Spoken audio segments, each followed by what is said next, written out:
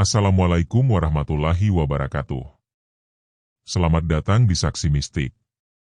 Semoga kita semua selalu diberikan kesehatan, diberikan kebahagiaan dan berlimpah rezeki. Saat ini, di Saksi Mistik, kita akan mendengar sebuah cerita dari Damar, seorang sopir ambulan dari sebuah rumah sakit umum. Langsung saja kita simak ceritanya. Rumah sakit umum itu tidak pernah benar-benar tidur, namun di jam 2 pagi, ia tampak seperti monster tua yang sedang sekarat. Cahaya lampu neon di plafon berkedip-kedip dengan ritme yang tidak beraturan, menciptakan bayangan panjang yang seolah-olah merayap di dinding-dinding putih yang sudah menguning oleh uap antiseptik dan usia. Di sudut lorong yang paling gelap, Damar duduk di bangku besi yang dinginnya menembus celana kainnya yang tipis. Kepalanya terasa berat, seolah ada beban bertonton yang menekan pundaknya. Tangannya yang kasar, tangan seorang pria yang menghabiskan 30 tahun menggenggam setir di jalanan lintas provinsi, kini gemetar hebat. Ia menatap telapak tangannya sendiri. Di sana ada noda oli yang sudah meresap ke dalam pori peluh, noda yang tidak bisa hilang meski sudah digosok dengan sabun berkali-kali. Sama seperti kemiskinannya yang tidak pernah luntur. Di saku kemeja putihnya yang mulai lusuh, selembar kertas tagihan rumah sakit terasa seperti bara api. Istrinya, Sari, terbaring di bangsal kelas 3, berjuang melawan infeksi paru-paru yang perlahan-lahan mencuri oksigen dari dadanya. Dan Damar hanya bisa memberikan doa yang terasa sia-sia di hadapan angka-angka nol yang berderet di kertas tagihan itu. Damar. Sebuah suara parau memecah keheningan lorong. Damar mendongak. Pak Heru, koordinator ambulans malam itu, berdiri di sana. Wajah Pak Heru tampak lebih pucat dari biasanya.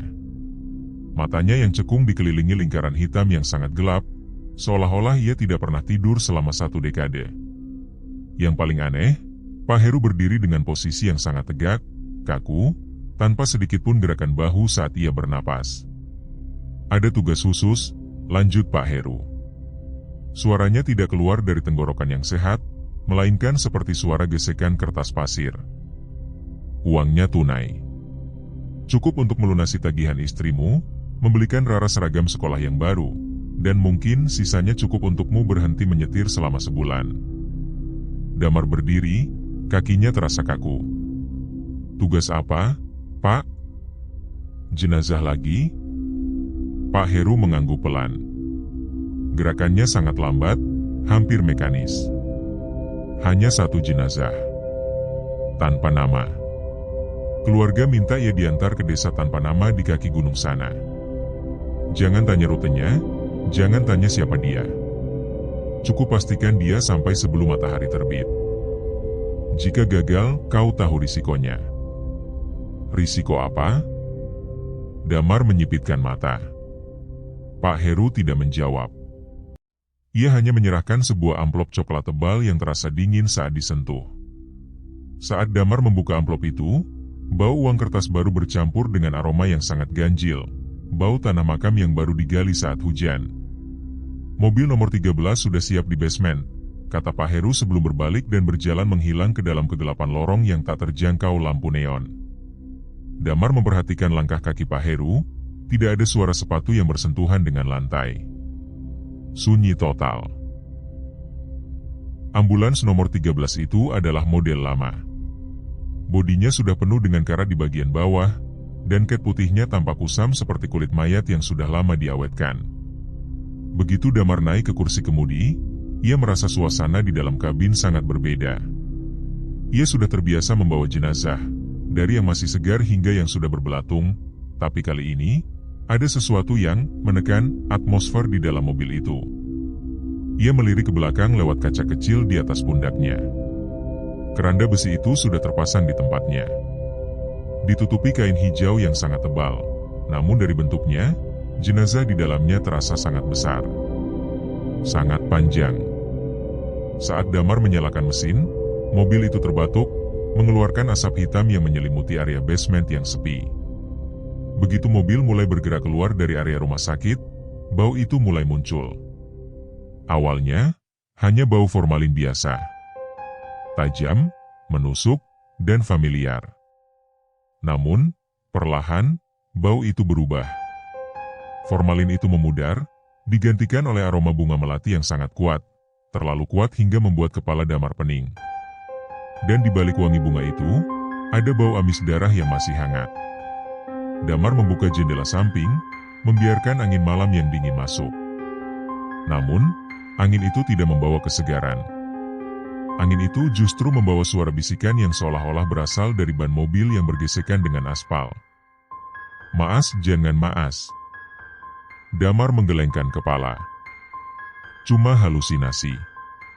"Kamu kurang tidur, Damar," bisiknya pada diri sendiri. Ia mencoba melihat ke spion tengah untuk memastikan keranda di belakang tetap stabil. Saat itulah jantungnya seolah berhenti berdetak. Di spion tengah, ia melihat kain hijau yang menutupi keranda itu bergerak. Sedikit demi sedikit. Seolah-olah ada sesuatu di bawah kain itu yang sedang mencoba mencari posisi tidur yang lebih nyaman. Suara itu terdengar jelas di atas deru mesin mobil.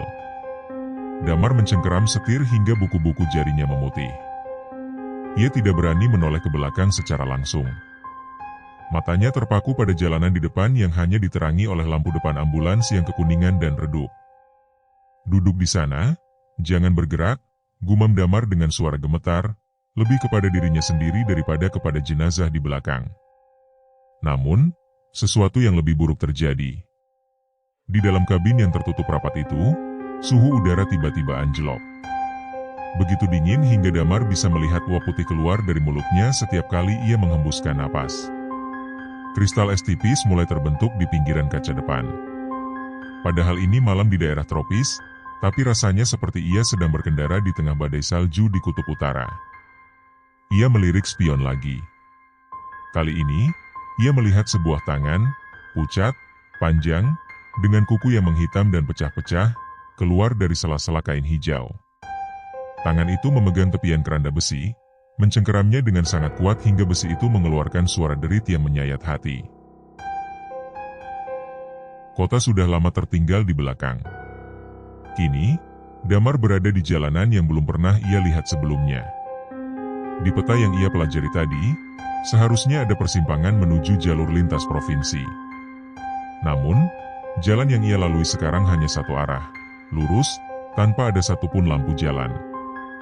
Di kiri dan kanan, pepohonan hutan tampak seperti barisan raksasa yang sedang mengawasi. Cabang-cabang pohon itu menjulur ke tengah jalan, saling bertautan di atas, menciptakan terowongan alami yang gelap gulita. Setiap kali lampu depan ambulans mengenai batang pohon, Damar melihat simbol-simbol aneh terukir di kulit kayu, simbol yang tampak seperti mata yang sedang menangis darah. Ia merogoh saku, mencari ponselnya untuk menyalakan navigasi. Begitu layar ponsel menyala, Damar hampir saja membanting perangkat itu. Jam di ponselnya menunjukkan angka 02.66.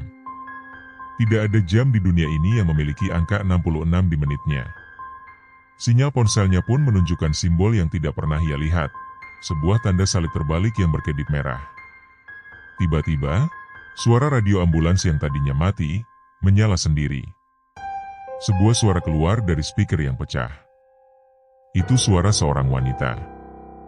Suara yang sangat Damar kenali. Itu suara Sari, istrinya.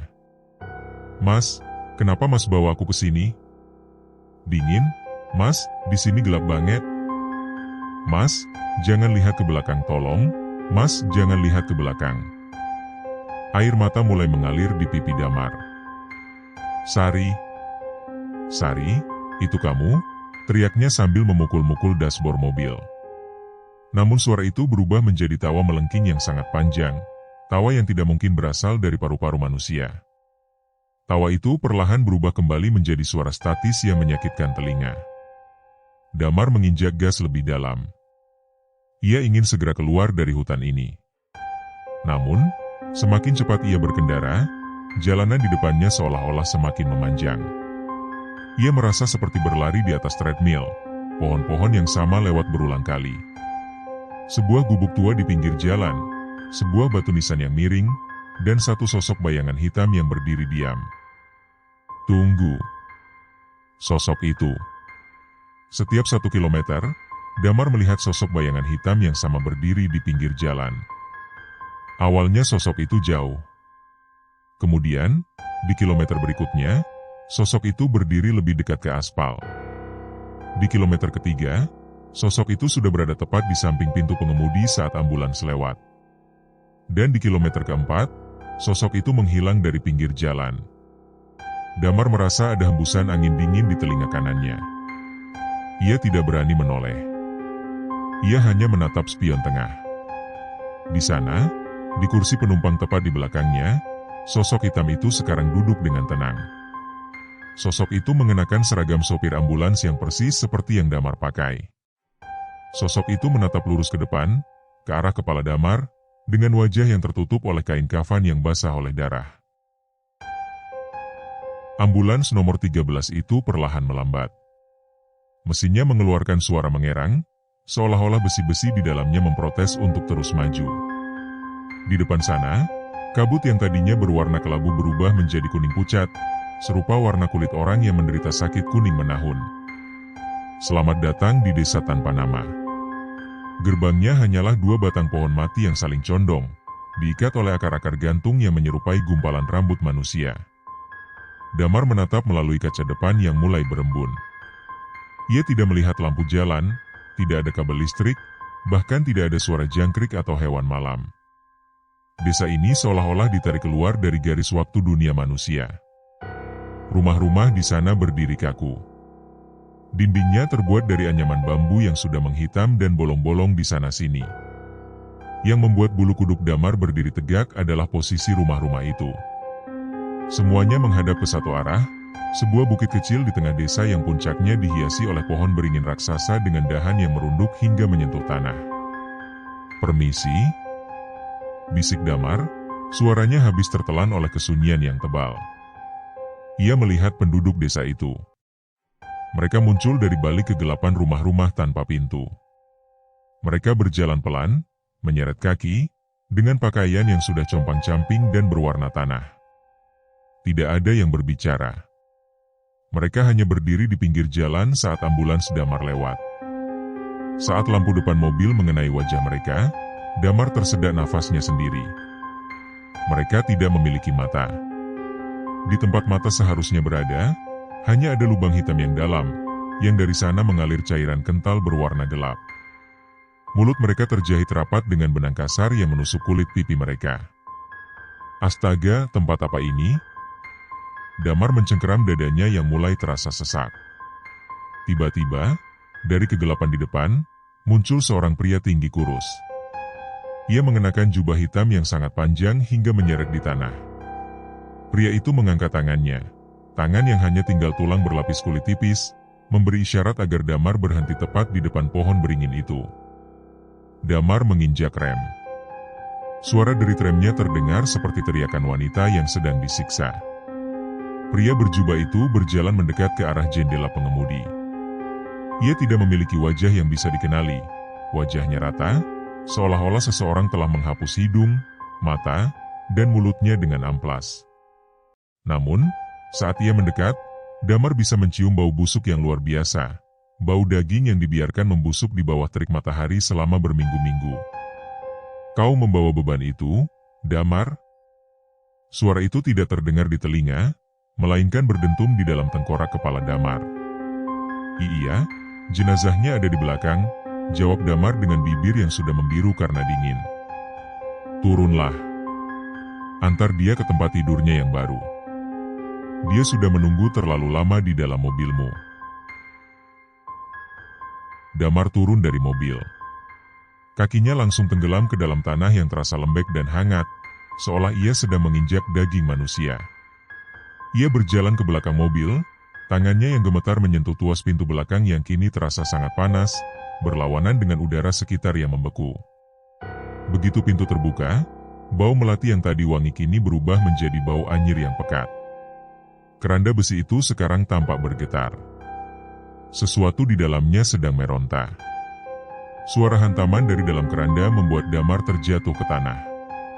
Penutup keranda itu terlempar, dan kain kafan putih yang membungkus jenazah itu melesat keluar, mendarat tepat di depan lubang lahat yang sudah digali secara kasar di bawah akar beringin. "Lakukan, Damar." "Buka ikatannya," perintah pria tak berwajah itu. Damar merangkak mendekat. Logikanya sudah lumpuh. Yang ia tahu, ia harus menyelesaikan tugas ini agar bisa pulang, agar bisa memeluk Rara dan Sari. Dengan jari-jari yang kaku, ia mulai membuka simpul tali kafan di bagian kepala. Tali itu terasa licin. Bukan karena air, tapi karena darah segar yang merembes keluar dari dalam kain. Saat simpul itu terlepas, kain kafan itu perlahan terbuka, menyingkap isi di dalamnya. Damar mematung. Matanya melotot hingga urat-urat merahnya terlihat jelas. Jenazah itu bukan orang asing. Jenazah itu menggunakan seragam sopir ambulans yang persis sama dengan miliknya. Ada bordiran nama, Damar, di dada kirinya. Dan yang paling mengerikan, jenazah itu memiliki luka yang sangat besar di dahi, sebuah lubang menganga yang memperlihatkan pecahan tulang tengkorak dan bagian otak yang sudah hancur.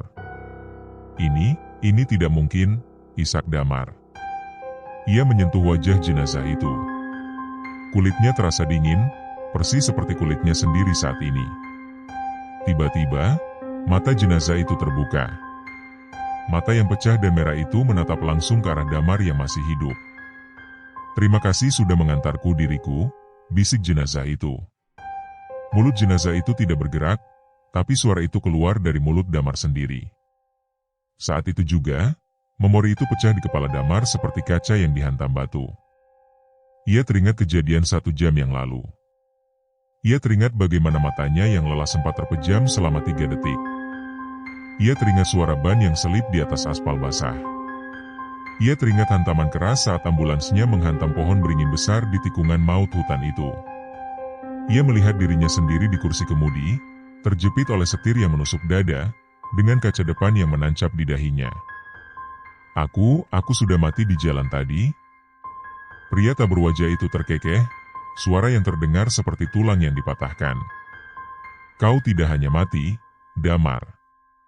Kau membawa jenazahmu sendiri karena kau terlalu takut untuk pergi. Kau mencuri waktu yang bukan milikmu." Damar jatuh berlutut di samping liang lahat. Ia melihat ke tangannya. Perlahan-lahan, kulit tangannya mulai mengelupas, menyingkap daging yang sudah mulai membusuk dan menghitam. Ia baru sadar bahwa rasa hangat di kepalanya tadi bukanlah keringat, melainkan darah yang terus mengucur dari luka fatal di dahinya yang kini mulai terasa sakit yang luar biasa. Tapi, keluargaku, Sari, Rara, mereka sudah tahu. Damar, suara pria itu terdengar hampir iba. "Ambulansmu sudah ditemukan setengah jam yang lalu. Polisi sudah menelepon rumahmu. Istrimu, dia baru saja menghembuskan nafas terakhirnya karena terkejut mendengar kabar kematianmu. Kalian akan bertemu, tapi tidak di sini." Damar menjerit. Sebuah jeritan yang merobek kesunyian desa tanpa nama. Ia melihat ke arah ponselnya yang tergeletak di tanah. Layarnya menyala, menampilkan foto Rara yang sedang tersenyum. Namun perlahan, foto itu memudar, digantikan oleh kegelapan total. Pria berjubah hitam itu mendorong jenazah Damar ke dalam lubang. Dan anehnya, saat jenazah itu jatuh, arwah Damar ikut tersedot ke dalamnya. Ia merasa tanah mulai menimbun tubuhnya. Ia tidak bisa bernapas, tapi ia tidak bisa mati lagi. Di sisa kesadarannya, ia melihat penduduk desa yang terjahit mulutnya itu mulai mendekat ke pinggir lubang. Mereka memegang sekop, mulai melemparkan tanah merah ke wajah Damar. Setiap lemparan tanah terasa seperti hantaman beton. Pandangan Damar mulai gelap. Hal terakhir yang ia dengar adalah suara sirine ambulans dari kejauhan, suara nyata dari dunia manusia, dari tim evakuasi yang sedang memotong bangkai mobilnya untuk mengeluarkan mayatnya yang terjepit. Damar jatuh berlutut di samping liang lahat. Ia melihat ke tangannya. Perlahan-lahan, kulit tangannya mulai mengelupas, menyingkap daging yang sudah mulai membusuk dan menghitam. Ia baru sadar bahwa rasa hangat di kepalanya tadi bukanlah keringat, melainkan darah yang terus mengucur dari luka fatal di dahinya yang kini mulai terasa sakit yang luar biasa. Tapi, keluargaku, Sari, Rara, mereka sudah tahu. Damar, suara pria itu terdengar hampir iba. Ambulansmu sudah ditemukan setengah jam yang lalu. Polisi sudah menelepon rumahmu. Istrimu, dia baru saja menghembuskan nafas terakhirnya karena terkejut mendengar kabar kematianmu. Kalian akan bertemu, tapi tidak di sini. Damar menjerit. Sebuah jeritan yang merobek kesunyian desa tanpa nama. Ia melihat ke arah ponselnya yang tergeletak di tanah. Layarnya menyala, menampilkan foto Rara yang sedang tersenyum. Namun perlahan, foto itu memudar, digantikan oleh kegelapan total. Pria berjubah hitam itu mendorong jenazah Damar ke dalam lubang. Dan anehnya, saat jenazah itu jatuh, arwah Damar ikut tersedot ke dalamnya. Ia merasa tanah mulai menimbun tubuhnya. Ia tidak bisa bernapas, tapi ia tidak bisa mati lagi. Di sisa kesadarannya, ia melihat penduduk desa yang terjahit mulutnya itu mulai mendekat ke pinggir lubang. Mereka memegang sekop, mulai melemparkan tanah merah ke wajah Damar. Setiap lemparan tanah terasa seperti hantaman beton. Pandangan Damar mulai gelap. Hal terakhir yang ia dengar adalah suara sirine ambulans dari kejauhan. Suara nyata dari dunia manusia, dari tim evakuasi yang sedang memotong bangkai mobilnya untuk mengeluarkan mayatnya yang terjepit.